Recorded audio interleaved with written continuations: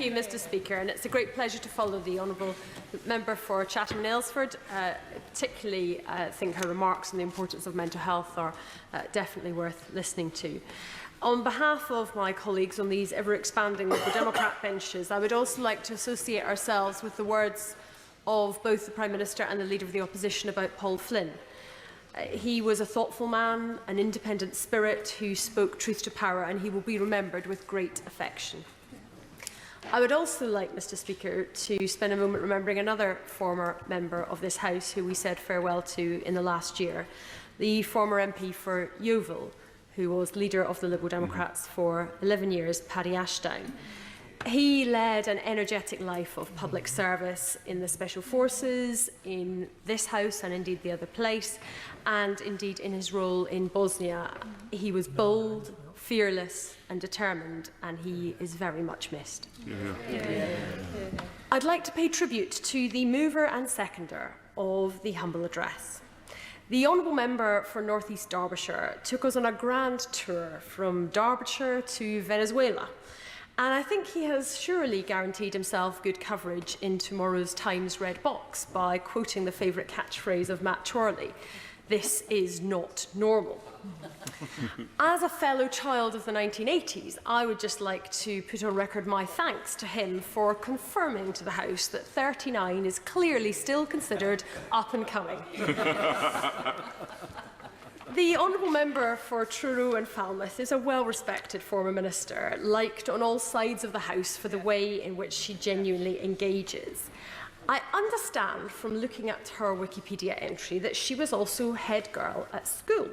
She then graduated with a history degree from King's College London and then a master's as a Rotary scholar. Some might call her a girly swat. I would say to her that she should know that, at least from these benches, that is meant as a compliment. I did start to worry slightly, however, when she mentioned Colleen Rooney, and I was grateful that she didn't seek the House's opinion on the recent Instagram controversy, because surely we have had enough division. Though perhaps next time the Prime Minister needs someone to do a leak inquiry, there is an obvious candidate there. It's perhaps a sign of our political times that the humble address was proposed by a Leaver who has 3 times voted with me against a Brexit deal, and seconded by a Remainer who has 3 times voted for a deal to leave the European Union. On these occasions, it is of course traditional to try to lighten the mood with the odd joke. And I see that even the Queen today managed to include something to make us all laugh when she said the government's new economic plan will be underpinned by a responsible fiscal strategy. Because this Queen's speech is predicated on the UK leaving the European Union in just over 2 weeks. And analysis after analysis shows this will leave a massive hole in the public finances. Yeah, absolutely. Now, much of the last 3 years has felt a little bit like Groundhog Day for many of us. But there was something about the last week that has felt particularly familiar to me. And then it dawned on me. We've all been sat in meetings where a woman puts forward an idea and it gets shouted down. A little later, a man suggests virtually the same thing and pretends it was his great idea all along. But the Liberal Democrats are crystal clear. Whether it is a hard or soft Brexit, whether it comes with a red rosette or a blue rosette, whether it's proposed by the former Prime Minister, the current Prime Minister, or the Leader of the Opposition, there is no form of Brexit that will be good for our country.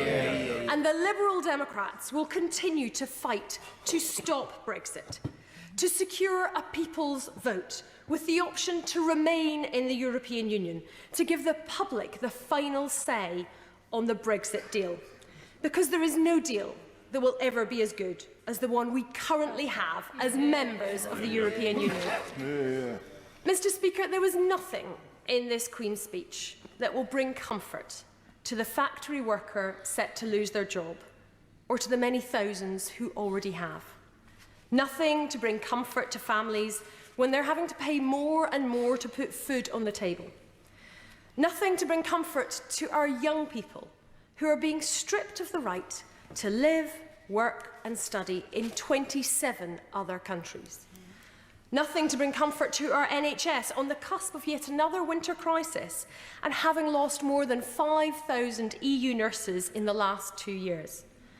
And nothing to bring comfort to the cancer patients who fear delays to drugs will mean delays to treatments and risks to their own health. And nothing in this Queen's speech will give the 3 million European citizens any comfort. Yeah. Bina is with us today, a Dutch national who moved here in 1999. After the birth of her second daughter, she decided to become self-employed. But despite paying her taxes just as she should, the Home Office asked her for proof after proof before finally granting her settled status. Weeks of anxiety and uncertainty. Weeks of being treated like a second-class citizen in the place she calls home. Jennifer is also with us today. Her daughter, 38 years old, was born in Strasbourg, severely disabled. In 1986, Jennifer moved her family to the UK, where Marie could get better care and education. Marie has settled status now, but only because her mother was there to help, to make sure that her daughter's rights were protected. But there are so many other vulnerable EU citizens in our country who cannot rely on a family member or friend to help them through the complicated application process. And last but not least, Kristen, my constituent, has travelled down with her mother to be with us today too. Margaret moved to the UK 45 years ago from Norway. 2 years later, she married Jeff in Liverpool, and then Kristen was born. After raising her family, Margaret went back to work, paying her taxes every step of the way. As required, Margaret applied for settled status, but struggled to get her application approved. 45 years of contributing to our society, our economy, and the government treated her like a bureaucratic problem, causing unnecessary anxiety and fear to an elderly couple trying to enjoy their retirement years, their family fearful that they would be torn apart. Will she give way?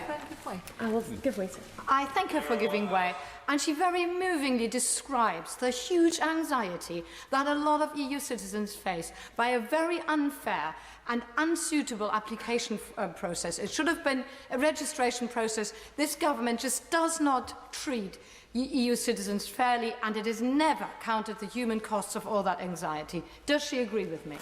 I wholeheartedly endorse what my honourable friend says about that human cost that has not been properly taken into account by this government. I'll give way to my honourable friend. Thank you, my right honourable friend. Would she also agree that this is a desperately anxious time for British citizens living elsewhere in the European Union who face not knowing whether they're going to be held to have health care 6 months from now and what is going to happen to their pensions? It's entirely intolerable and avoidable.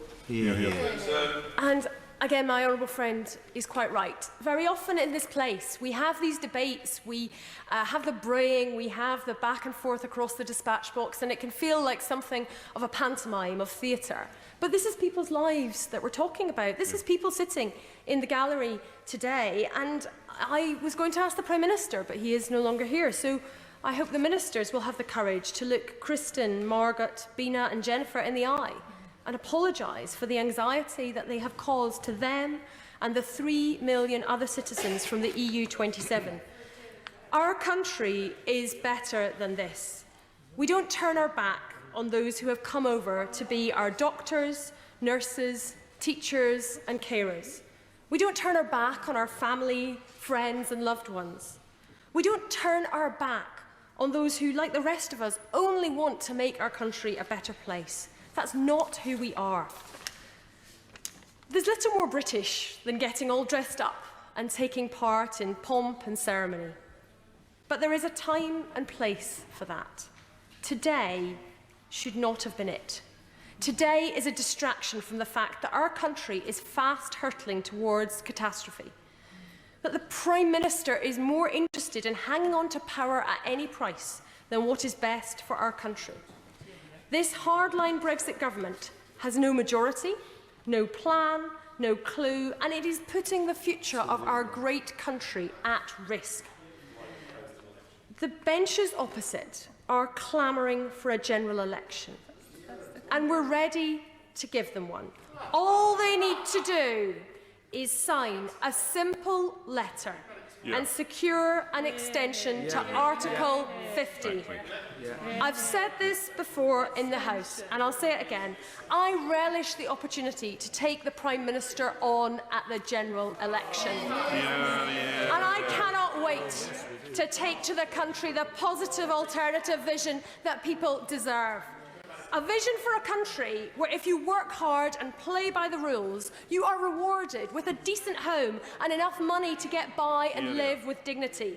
Where every child and young person is nurtured and supported to become whatever they want to be, no matter who their parents are, how much money they have, or the colour of their skin. And where the most vulnerable among us can always get the help they need, with no judgment or sanction. Mr. Speaker, we know our country is better than what this government wants it to be. I know that we can be open, generous and collaborative. And I know our politics can be one of hope and inclusion, firmly set on the better future we want to create. But all this government wants to do is turn us into an insular, closed and selfish country, trading in fear and division to get their way. That's what this Queen's speech is all about, and that's why we Liberal Democrats will not be voting for it.